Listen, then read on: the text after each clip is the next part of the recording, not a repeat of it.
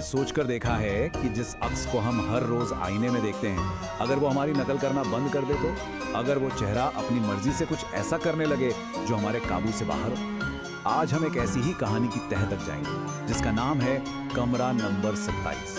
ये कहानी किसी के भी मन में अपने ही वजूद को लेकर एक गहरा सवाल छोड़ जाएगी। कहानी की शुरुआत होती है पीजी मालिक की इस बहुत ही सीधी लेकिन अंदर तक डरा देने वाली चेतावनी से। ये वो पहले शब्द थे जो कबीर ने सुने, हमारे इस कहानी के हीरो ने, और उसने इसे एक मामूली अंधविश्वास समझकर हंसी में उड़ा दिया। पर यही वो लाइन है जो आने वाले खौफ की नींव रखती है।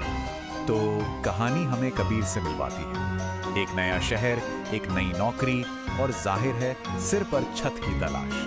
अब पैसे भी ज्यादा नहीं है तो वो एक ऐसे पीजी में पहुंच जाता है जिसका किराया इतना कम है कि यकीन करना मुश्किल है। पहली नजर में ये एक शानदार सौदा लगता है, पर असल में ये एक जाल है। देखिए, कबीर एक बहुत ही प्रैक्टिकल सोच वाला इंसान है। उसके लिए हर चीज के पीछे कोई ना कोई लॉजिक होना जरूरी है। तो जब मालिक ने उसे ये चेतावनी दी तो उसे लगा कि ये बस किराया कम रखने का या शायद पुराने किराएदारों को डराने का कोई बहाना होगा। उसने इस बात पे जरा भी ध्यान नहीं दिया। कमरा तो बिल्कुल आम सा था, सिवाय एक चीज के, ये शीशा। इसकी मौजूदगी ही अपने आप में अजीब थी। ये दीवार पर टंगा हुआ नहीं था, बल्कि ऐसा लग रहा था मानो ये दीवार का ही एक हिस्सा हो जिसे किसी ने अंदर की तरफ धकेल दिया हो। बस यहीं से वो बेचैनी की पहली लहर उठना शुरू होती है। और यहीं से कहानी का वो हिस्सा शुरू होता है जहां हकीकत और वहम के बीच की वो पतली सी लकीर है ना, वो धुंधलाने लगती है। फिजिक्स के नियम टूटने लगते हैं और कबीर की दुनिया धीरे धीरे एक कभी ना खत्म होने वाले बुरे सपने में बदल जाती है। बस एक पल के लिए सोचिए, आप कोई हरकत करते हैं और आपका अक्स, जो हमेशा हमेशा आपकी नकल करता है, एक पल की देरी से उसे दोहराता है। कबीर ने इसे आंखों का धोखा समझकर नजरअंदाज करने की कोशिश तो की, लेकिन उसके दिमाग में शक का वो पहला बीज बोया जा चुका था जो अब एक खौफनाक पेड़ बनने वाला था। ये वो पल है जहां शक यकीन में बदल जाता है। कबीर शीशे के सामने देखकर मुस्कुराता है, लेकिन उसका अक्स वो नहीं मुस्कुराता। वो पत्थर जैसी खाली आंखों से बस उसे घूरता रहता है। और फिर जब कबीर खामोश खड़ा है, शीशे के अंदर उसके अक्स के होठ धीरे धीरे हिलने लगते हैं। इसी पल कबीर को यह एहसास होता है कि वो अकेला नहीं है, और जो उसके साथ है वो उसका दोस्त तो बिल्कुल नहीं है। अब डर सिर्फ आंखों तक ही नहीं रहता, अब वो कानों में उतर आता है। रात के ठीक 2:27 पर शीशे के अंदर से एक आवाज आती है, खरोचने की आवाज, जैसे कोई अपने नाखूनों से शीशे को अंदर से कुरेद रहा हो, बाहर निकलने के लिए तड़प रहा हो। जब कबीर हिम्मत जुटाकर करीब जाता है तो एक और दिल दहला देने वाला मंजर उसका इंतजार कर रहा होता है। शीशे में मौजूद उसके हमशक्ल की आंखों से आंसू बह रहे हैं, जबकि असली कबीर डर से सुन्न खड़ा है, पर वो रो नहीं रहा। ये एहसास कि कोई और उसके चेहरे का इस्तेमाल करके अपना दुख जाहिर कर रहा है, कितना खौफनाक होगा।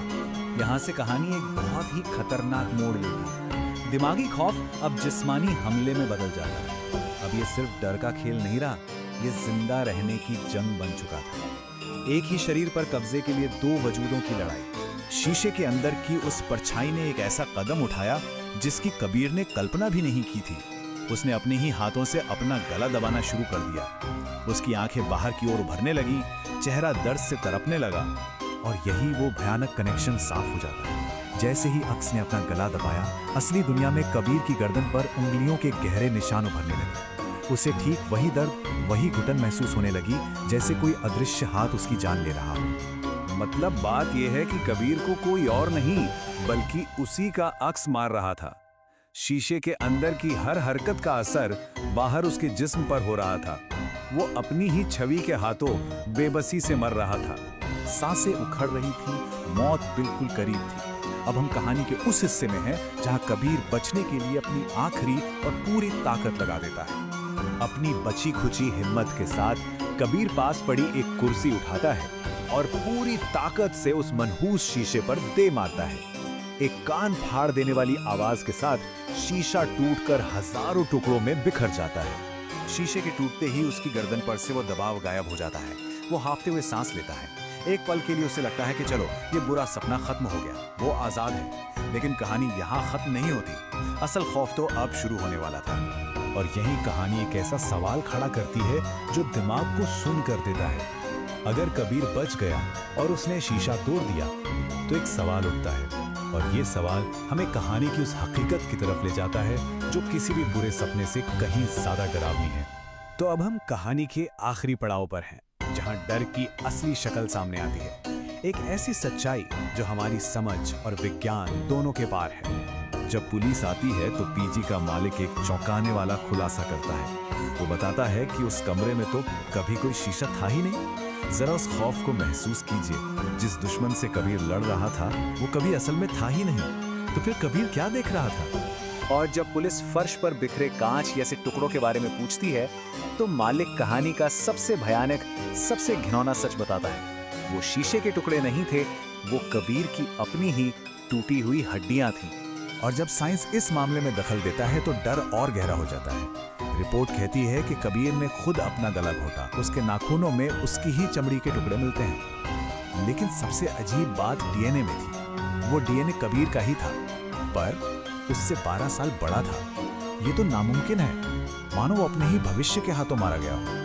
कबीर की कहानी तो खत्म हो गई, लेकिन कमरा नंबर 27 की नहीं। ये एक ऐसा सिलसिला है जो कभी खत्म नहीं होता।